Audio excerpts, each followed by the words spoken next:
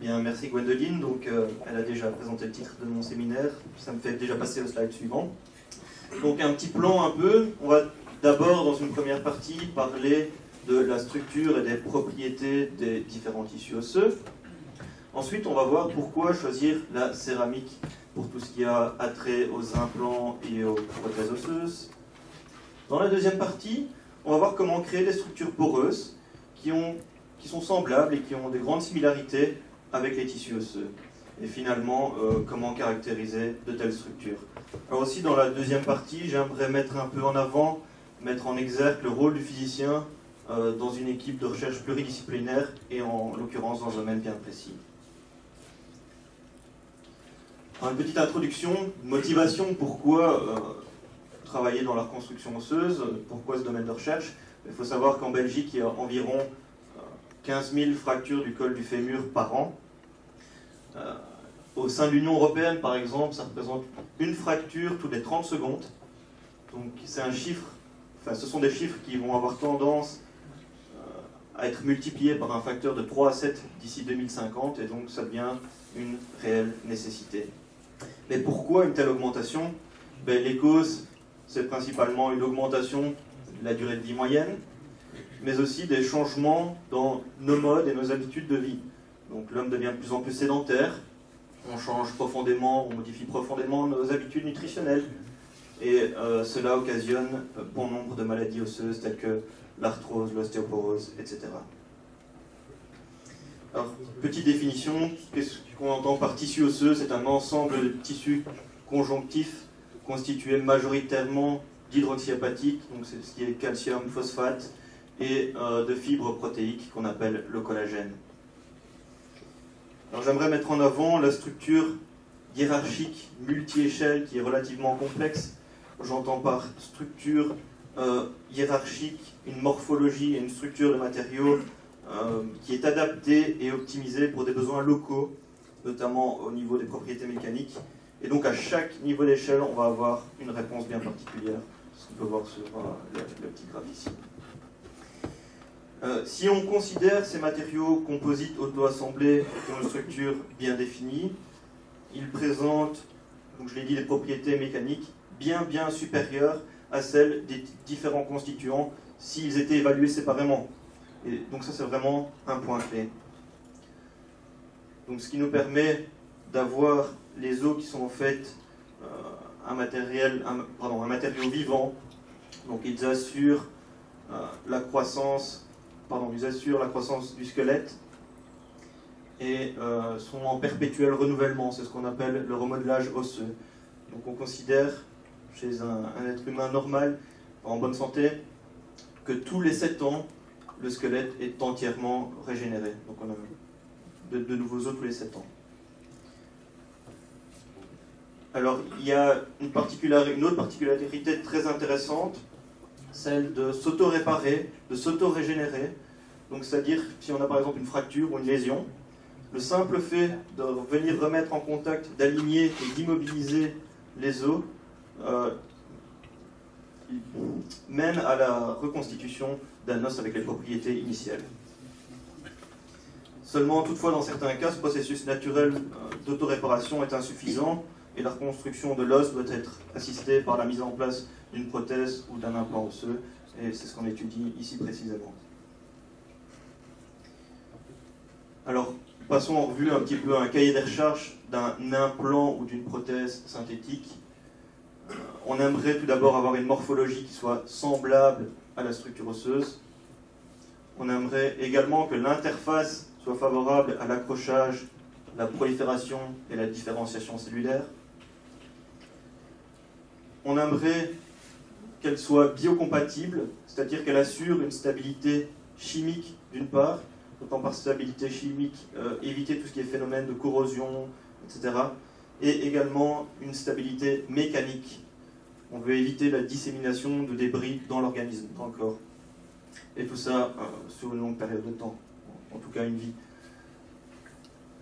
Alors, on peut se focaliser sur un matériau inerte, mais on aimerait qu'il participe à la revalidation.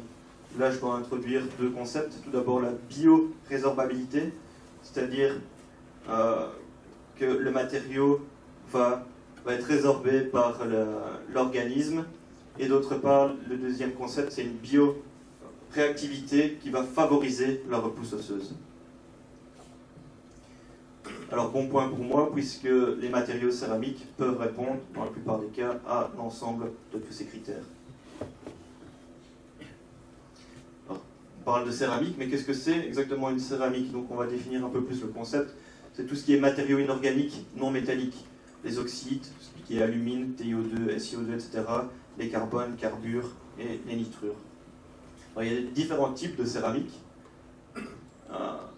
Les céramiques au sens européen du terme, qui résultent d'une consolidation thermique de poudre après pressage, ce qu'on peut voir ici sur la première image. Ici, ce sont des têtes de fémur. Tout ce qui est ciment résulte d'une consolidation hydraulique. Vous connaissez tous l'exemple du mortier. Et finalement, tout ce qui est verre résulte d'une consolidation par fusion et après qui sont mis en forme par coulage. Alors ok, on a une poudre de céramique, donc on peut trouver des biocéramiques qui sont intéressants, mais on a ça sous forme de poudre. L'idée c'est comment obtenir une structure poreuse tridimensionnelle à partir de cette poudre et qui est semblable à comment obtenir une structure semblable à celle des os. Alors on utilise une méthode de freeze casting que j'étudie dans le cadre de ma thèse. Je définis tout ça, donc on démarre ici à l'étape 1. On a notre poudre qui est dispersée dans un solvant. Ensuite, on va venir prendre cette solution, la mettre en contact avec une base ici, qu'on va refroidir progressivement à des températures en deçà de 0. On va alors avoir des cristaux de glace qui vont se propager au sein de cette solution. Les cristaux de glace vont rejeter les particules de céramique et littéralement les comprimer. Donc, à la fin, on a des murs de céramique comprimés entre les cristaux de glace. On aimerait ensuite enlever cette glace qui nous est plus utile, on avait juste besoin pour la structuration. Plutôt que de laisser fondre, on va faire une étape de sublimation. Donc on va garder des températures assez basses de l'ordre de -50 et on va diminuer progressivement la pression. Donc la glace va passer directement de l'état solide à l'état gazeux et au final, on obtient notre structure qui est lamellaire et bien orientée. Alors il y a encore une étape supplémentaire qui s'appelle l'étape de fritage dans le milieu des céramiques. Simplement, on va venir mettre cette structure dans un four à haute température de l'ordre de 1500 degrés afin de consolider et de densifier notre structure. Les avantages de ces techniques sont multiples, puisqu'il y a tout d'abord une grande flexibilité du processus. En effet, on peut utiliser tout type de poudre céramique. On peut même utiliser certains polymères ou d'autres choses. Il est respectueux de l'environnement, puisque comme solvant, on utilise quasiment de l'eau uniquement. Et finalement, on peut obtenir une structure et une porosité qui sont contrôlées selon la vitesse du front de glace. Oui, donc ici c'est la première étape. On part avec notre poudre, on mélange ça avec de l'eau. Bon, j'ai un peu menti quand je disais que c'était juste de l'eau, il y a aussi des dispersants. On veut en effet que la poudre soit dispersée de façon homogène dans notre solution. On ajoute un liant qui va permettre de transférer notre structure dans le four haute température et éviter qu'elle s'effondre, et d'autres additifs complémentaires. Ça, je ne vais pas développer ici. Mais bon, c'est de l'ordre de 2% en fraction volumique, donc c'est vraiment très restreint, très faible quantité. Alors on a développé un petit setup ici, très simple, puisqu'on a une boîte qu'on remplit d'azote liquide, on a un barreau en cuivre avec des éléments chauffants. Alors au début l'idée c'est de fournir aux éléments chauffants une grosse quantité d'énergie, donc ici on va avoir des températures de l'ordre de 3 degrés Celsius. Et au fur et à mesure, via un contrôleur, on va diminuer la puissance qu'on fournit aux éléments chauffants. Et donc, on va pouvoir ainsi contrôler le taux de refroidissement et avoir, si on veut, du 1 degré Celsius par minute, 5, 10, 15, 20, etc. Ainsi, pour contrôler la vitesse du front de glace et obtenir des structures différentes. Alors, pourquoi on obtient justement une structure lamellaire? C'est dû à l'anisotropie de croissance de la glace. En effet, en procédant de la sorte, on vient placer un gradient de température. Qui dit gradient de température va dire direction préférentielle de croissance de la glace. Or, la glace va croître environ 100 fois plus rapidement dans cette direction préférentielle que dans la direction perpendiculaire, ce qui nous permet au final d'obtenir une structure poreuse, lamellaire et interconnectée, un peu comme des feuillets, comme on peut le voir sur l'image prise au microscope électronique à balayage.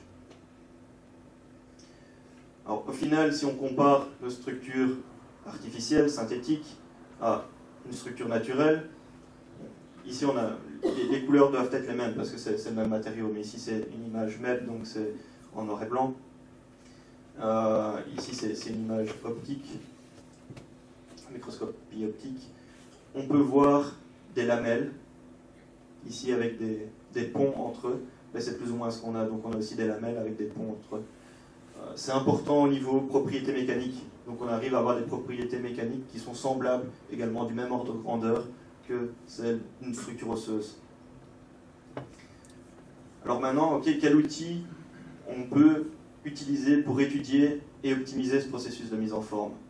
Donc on aimerait pouvoir voir ce qui se passe durant la solidification et au final, comment on peut caractériser efficacement nos structures. Alors pour ça, on a décidé d'utiliser une technique de rayonnement X synchrotron. Pas de panique, je vais expliquer tout de suite ce que c'est. D'une part, une étude dynamique en faisant de la radiographie qui va nous permettre d'observer l'avancée du front de glace. Et d'autre part, via une étude statique de la tomographie. Je vais aussi développer ça dans les prochains slides. Alors tout d'abord, qu'est-ce qu'un synchrotron? On a la chance d'en avoir un à Berkeley, donc sur les hauteurs des collines. Comme vous voyez, c'est un grand bâtiment assez large, 200 mètres de diamètre, surmonté d'une coupole. À l'intérieur, on a différents anneaux. On va tout d'abord accélérer des paquets d'électrons dans un accélérateur linéaire.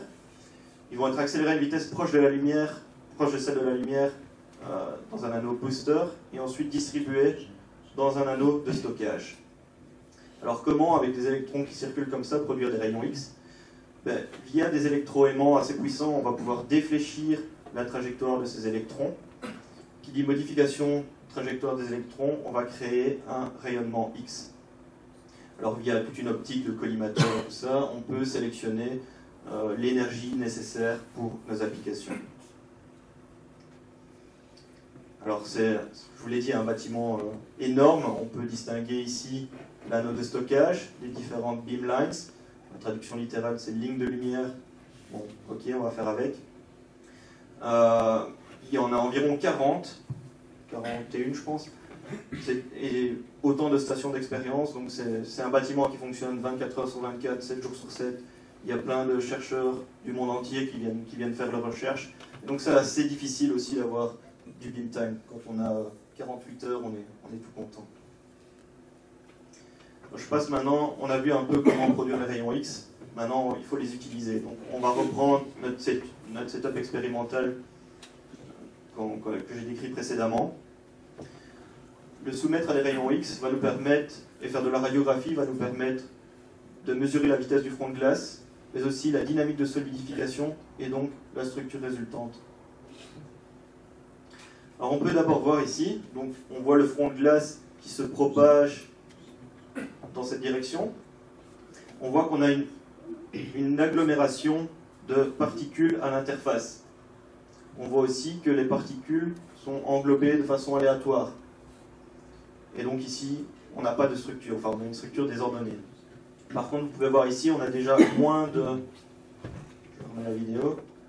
Moins de particules qui s'accumulent à l'interface, et on parvient à distinguer, c'est plus clair sur mon PC, désolé, mais on parvient à distinguer les lamelles. Vous voyez ça? Voilà. Après, on peut encore optimiser le processus, donc vraiment se servir de cet outil-là pour optimiser nos structures finales. On a ainsi les structures lamellaires qui sont partiellement dendritiques. Ça, c'est pas terrible niveau propriétés mécaniques. Par contre, à la fin, on arrive à des structures où on voit les cristaux de glace ici bien pointus et on n'a pas du tout de dendrite. Ça, c'est vraiment ce qu'on recherchait. La résolution, c'est de l'ordre de 1.3 microns. Alors on a étudié ça dynamiquement, maintenant il y a l'aspect statique.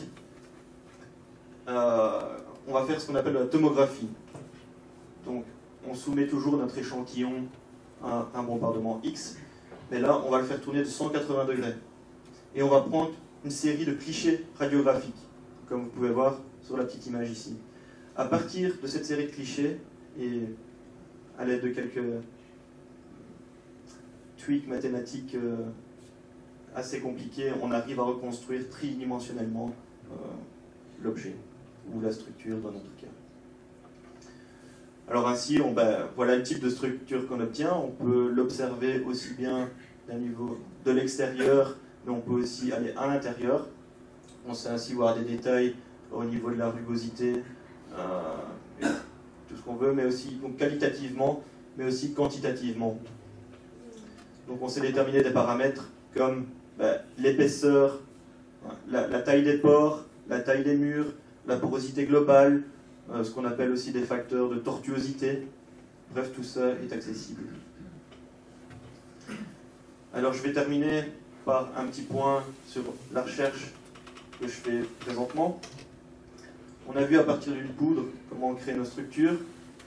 On a vu qu'on avait des propriétés mécaniques semblables aux autres, donc ça c'est tout bon. Maintenant on s'est dit, tiens, comment améliorer encore? Qu'est-ce qu'on peut encore faire de plus pour améliorer nos structures? Il faut savoir qu'avant une implantation, on fait toujours une infiltration de cellules, d'un milieu cellulaire, dans l'implant. En tout cas, les implants poreux. Je ne parle pas de tout ce qui est titane. Actuellement, comment on fait? On vient soit de placer notre échantillon ici, on fait osciller une solution cellulaire, et on attend que ça rentre. Ou alors, on vient la mettre ici simplement par trempage dans deux dispositifs. Ici, on agite, et ici, on fait le vide. Là aussi, on espère que ça rentre plus ou moins. Bref, ces processus ne sont pas vraiment efficaces. Donc, on a réfléchi à ça, et l'idée qu'on a eue, c'est de s'inspirer de la nature. Alors, ok, la nature utilise un phénomène appelé la capillarité, dans lequel bon nombre d'espèces, aussi bien animales que végétales, peuvent survivre, utilisent pour survivre, notamment les cactus, les araignées, et ici l'oiseau, qui utilise véritablement le phénomène de capillarité pour pouvoir boire. On s'est dit, ok, il faut qu'on fasse un gradient de porosité. Pourquoi? Parce que plus lambda ici va être petit, plus la pression de la place à l'interface va être importante. Donc on aimerait avoir ce type de structure. Et avec ça, on espère que simplement la mise en contact d'une solution cellulaire, les cellules vont pénétrer et s'infiltrer dans notre structure. Bon alors, c'est pas nécessairement évident à réaliser, mais on y est quand même parvenu. Donc on arrive à avoir une structure qui a un gradient, ici on peut voir sur les images MED, un gradient en porosité, ça se voit clairement je pense. Ici c'est simplement une petite reconstruction tridimensionnelle, et encore la tomographie nous permet de scanner tranche par tranche tout au sein de la structure et d'observer ce gradient. Alors qu'est-ce qu'on constate? On a essayé d'abord de les pré-remplir de PBS. Qu'est-ce qu'on constate quand on vient les mettre en contact avec la solution? C'est les deux cas ici, rien ne se passe. On a juste quelques cellules à l'interface. Bref, pas du tout intéressant. Par contre, si on vient maintenant tremper, enfin mettre en contact notre échantillon qui est sec à la base, on voit que selon le sens où on le place, donc évidemment le cas qui nous intéresse c'est celui-ci, mais on a mis celui-ci pour contrôler quand même, on voit une pénétration cellulaire qui est ici de l'ordre de 3 mm. Tandis que pour l'autre cas, la structure spécialement développée pour ça, on arrive à quasiment remplir toute la structure avec nos cellules. Voilà. Alors on a étudié ça en tant que physicien, peut-être un peu plus scientifiquement. Donc qu'est-ce qu'on s'est dit? On va reprendre notre structure, on va comparer les deux. Donc quand on trempe la pointe ou quand on trempe la base. Qu'est-ce qu'on remarque ici si on vient plotter la vitesse du front par rapport à la hauteur? C'est qu'au début, on a une vitesse qui est très importante Donc dans ce cas-ci, la pression est relativement forte au début, puis après s'atténue rapidement. Dans l'autre cas, la vitesse est certes moins élevée, atteint des valeurs moins élevées, mais toutefois est supérieure à une vitesse qu'on a appelée vitesse critique. Et cette vitesse critique correspond à la hauteur, donc ici dans ce cas-ci, ça correspond à 10 mm 6, ici 2,7 mm, et cette vitesse critique correspond exactement aux expériences qu'on a faites précédemment, et donc on a plus ou moins, bon, on va dire 3 et 11 ici, donc on retrouve les mêmes valeurs.